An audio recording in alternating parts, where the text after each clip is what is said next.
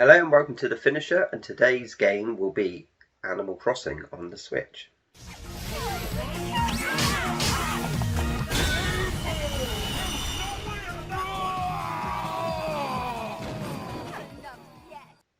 Yeah, so we got Animal Crossing, which is quite a new game out on the Switch. Came out a couple of months ago. Hit the right time in the stores, really.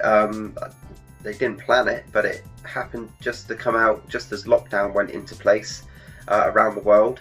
And then the release of Animal Crossing came in at exactly the same time, which is weird because this is a game where you can get away from your real life and start your own life on an island, meet with friends, and the whole idea of it is to get people onto your island. The more people, the better. So it's sort of opposite to what's going on in the world. So I think this is why this game has sold so well. It's also made the sales of the Switch and the Switch Lite go through the roof as well. So yeah, really good timing for Nintendo, really.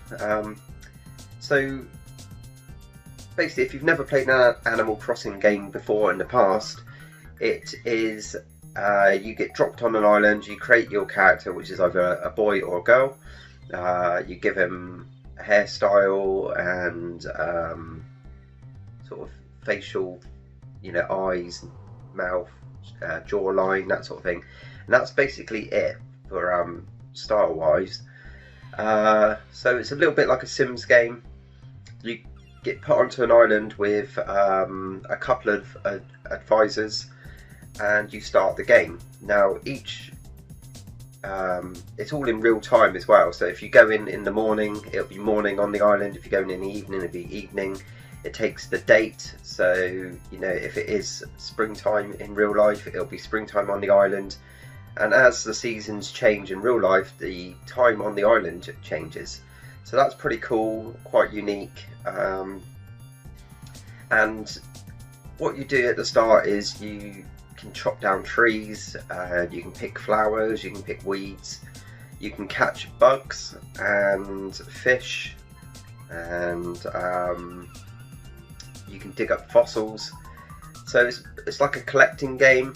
And then later on you start developing your house, you start building new houses for other residents to come onto the island. You can build bridges across water, you get a museum where you can display things that you found. And it's one of those games where you have to keep playing, really, and every day you go on, you do a few tasks, you gather up a few things, you add them to you update your house, you add things to your museum, you move on, you save it, you come back the next day, and it's rinse and repeat every day, but you get rewards every time you log on, so it keeps you wanting to play and play and play. And yeah, it's a really good game. They haven't really done much of an update from this, from previous ones on the 3DS or the Wii. I think there was one. I don't think there was one on the Wii U. That might be wrong. I don't think there was. GameCube. They're all pretty much the same game. So if you played one of the others, this is pretty much more of the same with just new items and new clothing and that sort of thing. Pretty much what Nintendo do with a lot of games, rinse and repeat the formula.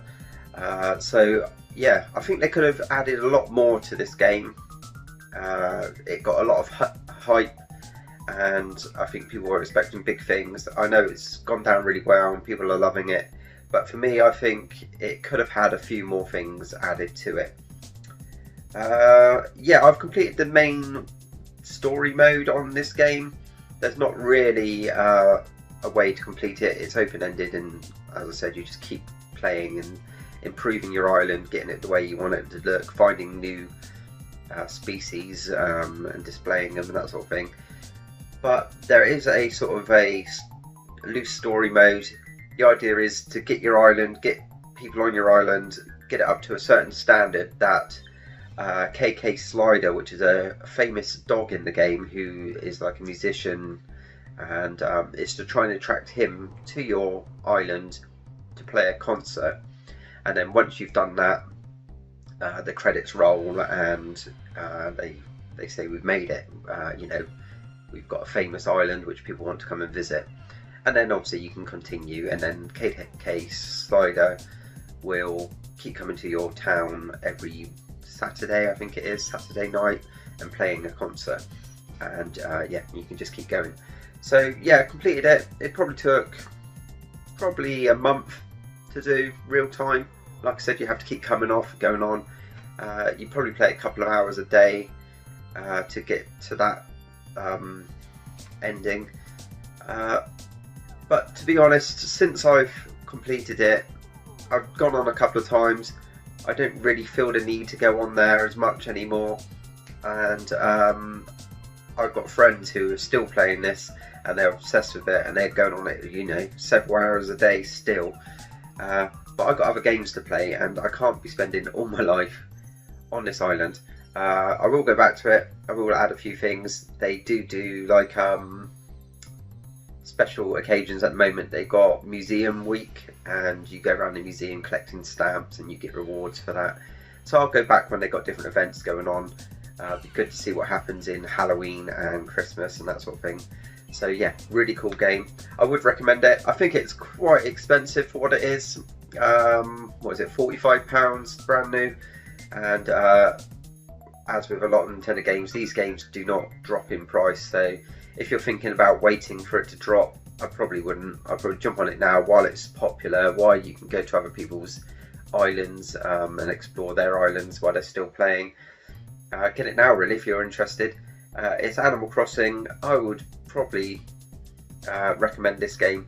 And thanks for watching, and I'll do another episode of The Fincher soon. Cheers.